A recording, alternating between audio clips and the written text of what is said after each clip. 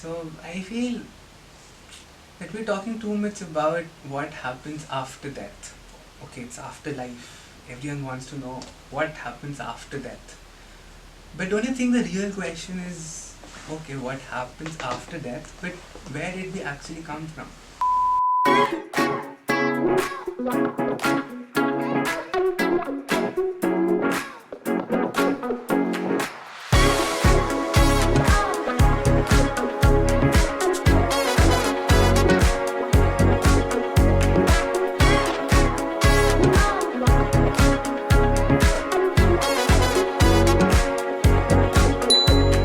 Hi guys and welcome back. This is our episode 4 I guess. Yes, so episode 4 of Blank Confidential, and today we are here to talk about something that lasts in our mind a lot of times, but at the same time we don't like to address it. We humans don't like to not know things in general. And one of the biggest unknowns we face is death. And while death comes with so many questions, the biggest one, according to me at least, is afterlife. There's so many things we don't know about it. But today we are going to go ahead with the topic and talk about afterlife and the opinions of all of us. Today's panelist is Mitanshu, Tejaswini and Sarmita, and myself, the head of podcast, Shreya. Acha. So I took this topic from you guys itself. So like, what is something that made you people tell me कि इसके बारे में बात करते हैं? So ऐसा ये this is a topic that we think about it. Whatever good bad we do, does it have any implications like after our death? What is life? Is there life after that? That is a very broad spectrum that I think about, ponder about in my free time. That is an interesting area I love to explore. And no, just as you mentioned that we humans can't be okay with not knowing something. So that's one reason just thinking about afterlife fascinates me a lot at least. And everyone has like a different thoughts. उनका अलग अलग concept होता है. For me, afterlife might be something, and for him it might be something. Yeah. Just to say, I think we'll all end up with a similar something Yeah. after life. Yeah. We just don't know what. Yeah. Yeah, I mean, there are opinions for sure, but yeah, you're right. There are also some cases my evidences are also there in some cases. Evidences. Yeah, I mean like patients and all they have sensed, like we have near death experiences made. Yeah. They escaped their body for some time, They met and that the was angel considered of death. afterlife. See, our brain is weird. It can do stuff. I'll just say that. That's it. Please elaborate on that. To elaborate on that, on the point she said of having near-death experiences and then Yeah, coming there is back one to situation, life. Charlotte Holmes. She says that she has experienced death for 11 minutes. Like doctor told initially that she is dead, and after 11 minutes she came back to her body, and after everything she was recovered, she tells people that what she felt. She says that she went to heaven, and she says how beautiful was heaven. It was really good. You never know. Yeah, Might but be just real. to contradict about what you said is it's in our brain. Mhm. As in, there's two things to be declared death and to be declared brain dead. So Right. there are obviously it's not scientifically proven yet, but there are cases where the person is still not brain dead, or it's at least not declared, and then your brain already has a idea that we're sold that heaven is this place, it's divine, it's this cosmic event that we're all waiting for. So it's not that tough for our brain to imagine stuff as well. But then one more, there was this case of 1943, I don't know. So there was this guy, 20-year-old. He was undergoing some brain surgery. So for that, some blood was stopped to his brain. The supply was not there. Blockage. Yeah, it was blocked. And so he was like, the ECG was a straight line for like 7-8 minutes because the doctors were operating on the brain. So he felt that something is going outside his body, and like for a couple of minutes he could see his own body from there, and he could see doctors saying that his arteries are very small, and some metal music, English music that is playing in the background.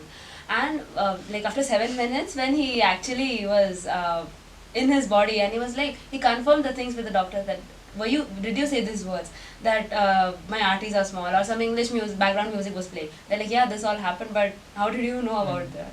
But again, I think I am a little bit with him on this. Yeah, brain matter. I mean, we are weird creatures at the end of the Yeah. day.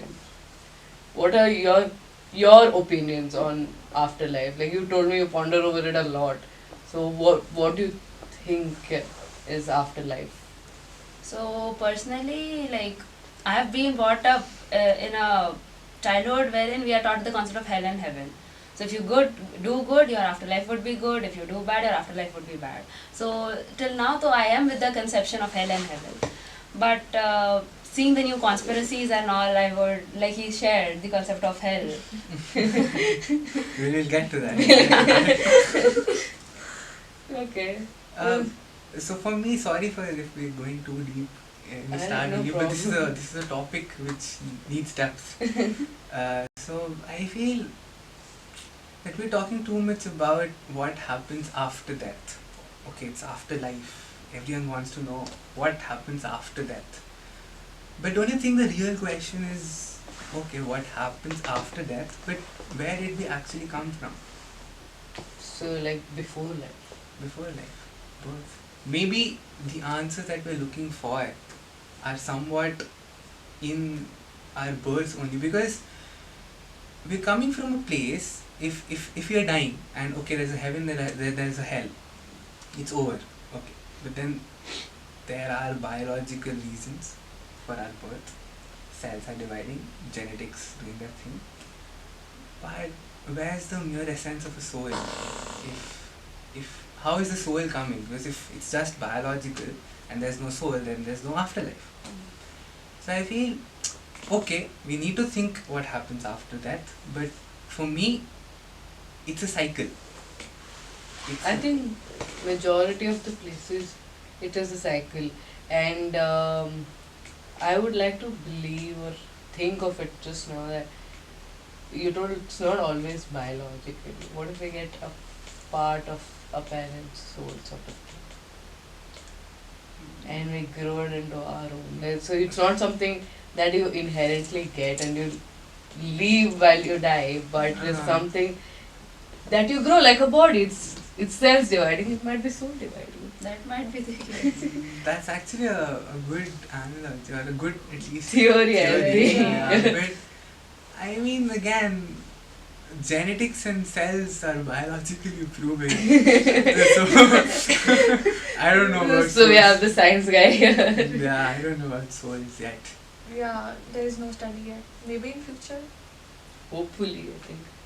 So now we were talking and she told your analogy about hell. So Oh yeah. please. So recently heard a very interesting story. Okay, story starts with a gambler. Very obviously, as the name suggests, very into gambling. Goes into a casino, having fun, but things go southways. There's a fight, a gang fight. Cops arrive. He gets shot. Next morning, he wakes up in his hotel room. Only difference is that he sees a person inside his room telling him that he is a guide and he'll be with him forever and he'll do whatever the person, the gambler, asks him to do. He does not pay much attention. He says, leave this, I'm going to do my gambling. He goes down the hotel to his casino, starts gambling, plays 4 rounds, loses all 4 rounds. He's very frustrated. Then he turns to his guide, says, okay, I'm losing, you can do anything I want, make me win. He said, okay. Next 4 rounds, he wins. He asks for different things, for food, for pleasures, for money. The guide gets him everything. He goes every day, wins. Day 2, day 3, he's winning. He's happy in life now. But now he feels that, okay, I'm only winning. What else is there now? But he still is afraid of the guide, because if he says something and the guide goes away, all the pleasures will also go away. So he hesitates in the beginning, but on day 7 he finally goes to the guide, gathers the courage and says, what is up? This is getting boring. I'm winning every time and it's getting repetitive. Just take me back from where I came from. I don't like this. And then the guy just smiles and says, exactly. You can't go back from where you came from because you're dead. and this is hell. Hell is not something with fire or suffering. It's bombarding it's bombarding you with pleasures and pleasures until there is no disappointment to there's nothing there, no chase to be happy. Because if there's no disappointment, how will you be happy? If there's no sadness. You will not remember the worth of happiness. So this is the very interesting concept of a hell where you're getting everything. Pretty much opposite to the idea that we were sold. Yeah. So that's one place where I would not want to go. Definitely. Nah. I have always had the thoughts when it came to heaven, hell, and I'm like, if I end up in heaven, it is not going to be a very nice place for me. Definitely not, because I cannot deal with getting everything. Like, for me, I'm a person who, if I get something like, let it be just marks in an Should exam, be worth it. it should be worth it. I should feel like I've done something. If I don't feel like I deserved it, I'm going to feel sad about doing well also. So I'm like, if I'm in heaven, like that analogy doesn't make sense to me. And now that you name that hell, it makes more sense. See again, that's why heaven. It's called heaven. Maybe you're not. It's not exactly what we sold. The idea of heaven. Yeah. Yeah, heaven, it's not about materialistic things. It might be your inner feeling, inner peace. Because what we believe is, okay, money or buying something, like you told, going to casino, playing. We believe that's heaven. We think that is luxury. Like now there are many millionaires. So what life they're living, we might feel that is luxury, but for them that is not. They need some peace. Yeah. That might be attained in heaven. And even there is a thing that there's not necessarily an external hell like afterlife. Some people believe your regret, your sadness, your grief, that are all considered as hell.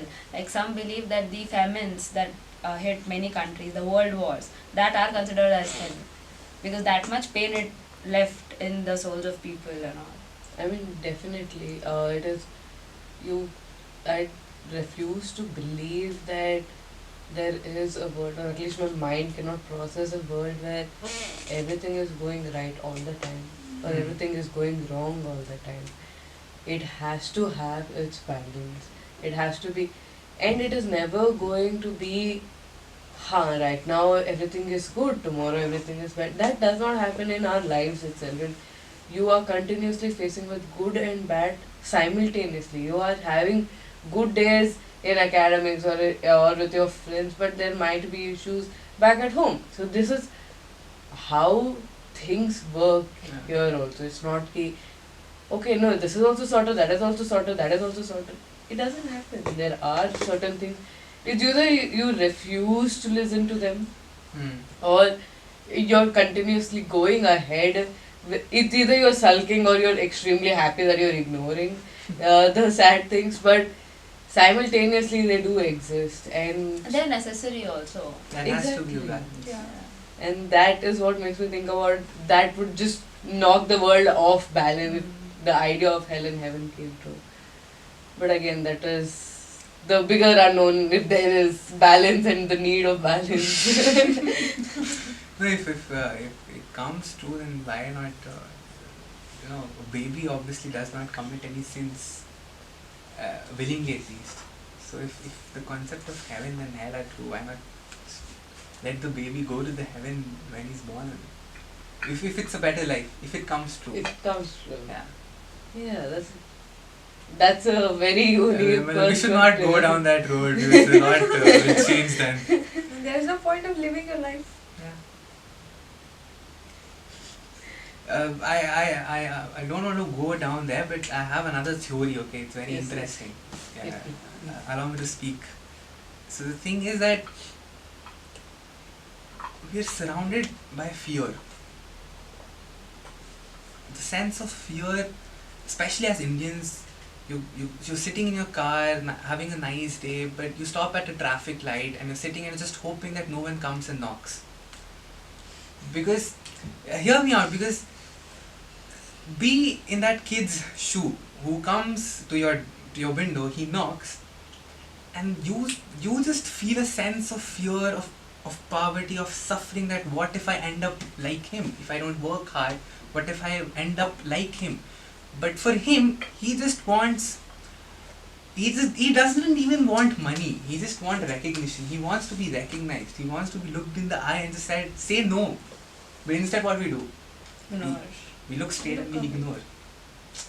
So that's one thing that makes me believe, okay, if there's one person who's deciding us, who's sending us to heaven and hell, and he's so divine, why cannot he solve all these problems? Why can't he be divine for them? So then, okay, we should not go down that line, but still it makes me question that why is things not the way they should be, and why is so much suffering and everything still here, and if there is a heaven, just go to heaven. But doesn't that again contradict your whole hell scenario? If everything, there was no suffering, there was no need, then you're living in hell, not in heaven. I know, you're right, but still there are cases which, even though I know I'm contradicting myself, there are cases, there will always be cases that are not rightfully, you know what I mean, that they're not right. It should not happen, at least. I understand. I think that is the whole dilemma of this. You're like, you want heaven, but only because you want it, you You're want to not better there. your life. Mhm. But if you get it, you might not want it. That is the reason of our existence in general, if you go with it. Yeah, we can consider it for everything. Mhm. That.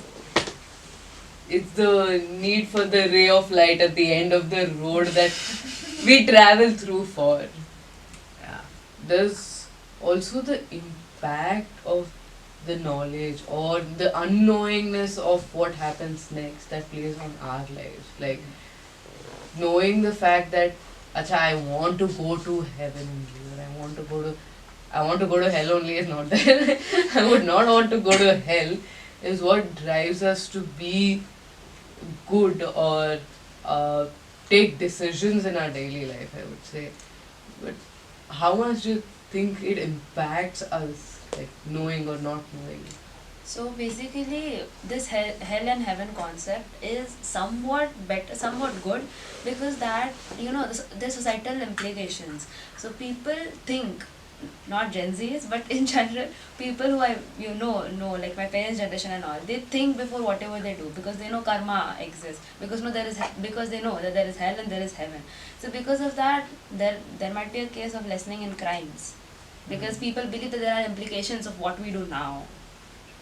I mean, this is the fear that I was talking about. That why should our whole life only lead to that one day after we die? What about the countless days that we're around? Because if I'm doing something just for the sole reason that this is good and this will, there's a checklist that God will tick, and now I get the golden ticket to go to heaven, that should not be it. We should be good, not for our own sake, not to go to heaven, but to think about the other person, that what impact we are bringing to their lives. And in that case, if we're doing something wrong or we're about to do something wrong, instead of thinking, okay, that judgment day and then I'll have to go to hell, there'll be repercussions, oh my god, instead of that we should think how it is affecting the other person, how my actions will affect the people that care or love about me, how it will affect the society as a whole. Why are we Your not? conscience speaking. Yeah, why should we not be aware of what's happening, instead of just thinking, oh, that one golden ticket, oh my god, give it to me. There is also this thing, no, okay, we don't even know if that afterlife exists or not. So why we are not spoiling, but overthinking Yeah. about such things that we don't even know that. We know there's a tomorrow. We know that this life is going to be there. So why not work for the life we are currently in than overthinking about the life we don't even know exists. Definitely. I think this idea of hell and heaven, whatever the unknown and everything, also drives people, but somehow sometimes drives people into a negative path, because what happens is there is this belief and there is truth, and sometimes you believe that what you're doing is right. It's not, I know this is wrong but I'm still going to do this. This is a belief that I'm doing right. And the afterlife implications what we get lead us to thinking that, oh, I believe I'm doing it right. I genuinely think I'm doing it right, but no one around me is understanding. But the greater that light or the golden ticket wala time, that person will know I have done this for good. So it's like they believe that they are doing something good and they'll be recognized someday. So this idea gives them a loophole to do bad, I would say. Simple as that. I would like the same case of Kasab. He was thinking that he is doing good. He thought that he'll get recognition and all. But the people around, obviously, it was practically not good whatever he was doing. So that might be the case there. I think so. I think that is like giving a loophole to the world. But do you guys think if afterlife was something that we did not think about, would that play any impact on our lives? Like, there's no afterlife, there's no, like, death is the ultimate it. Ho gaya. Your story ends there, that is all it is. There is no hope of what happens after that or anything, there are no questions. How much do you think that would impact our lives that we live today? Like if there is no afterlife, there is something called karma, which is like always there, and that will replicate. Yeah, if the concept is not there, it'll not be good. Because even though I'm not totally sold to the idea of a heaven and a hell, but still I think it's important and it's pivotal, at least in our society. The concept should be there, because as you mentioned, even though it's a loophole, people are getting away with the fact that okay, on that day maybe it is recognized what I'm doing, but still the fear is around, and the fear is important, because if the fear is not there, then it'll be rampage. Yeah, it is. I think this very small relation to it, but I think it's the when we come from homes, schools, and everything, and suddenly you're left in college somewhere, and there's total freedom. There's do whatever you want, and that is the crucial time where we end up risking our lives and doing all sort of things that might risk our futures also. So it's, I think that is what there's no fear, there's no oh what if, it's just let it be. Okay, I'll kill someone today, what is that? Yeah, Yeah. exactly. It's like I'll also die someday. And if that idea is like, it's not there, then people might think like, yeah, what are the implications? Like I'll do whatever I'll do, it will stay in this life. There are no implications. And on a positive note, people will start living in the present. People will do what they want in the present instead of fearing if it after death or afterlife. Be more aware of what they are doing in life. Yeah, I think fear driving people towards something is the most common thing you would see anywhere. It is the fear of failure that makes us study. It is not the interest towards study. The fear of low attendance, getting up more Makes you attend class. 8 a.m. class. Even for professors, I don't think they like to get up that early. Yeah, So- I know they don't.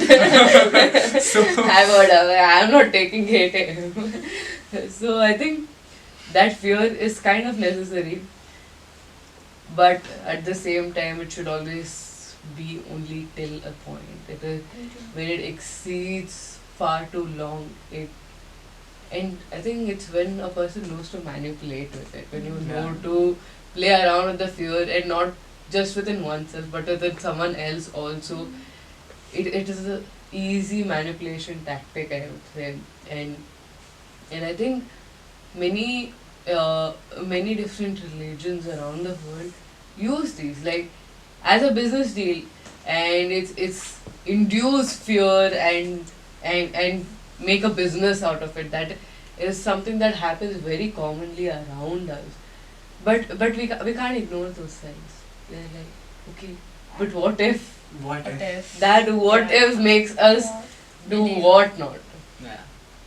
So I think striking that balance is the most difficult thing we can do. But in my mind, I think that's the closest to a solution we can get it to. Yeah. Again, things when done to an extreme will always have repercussions. But the idea that we're sold, maybe it's not maybe it's not right for where we are right now. That there's a good and a bad. Maybe it's something that okay, your actions will have repercussions, but it'll only not to be bad. Okay, no one has only done bad and no one has only done good. So again, it's all about striking a balance, and maybe just maybe even in the afterlife we have to strike a balance there. Okay.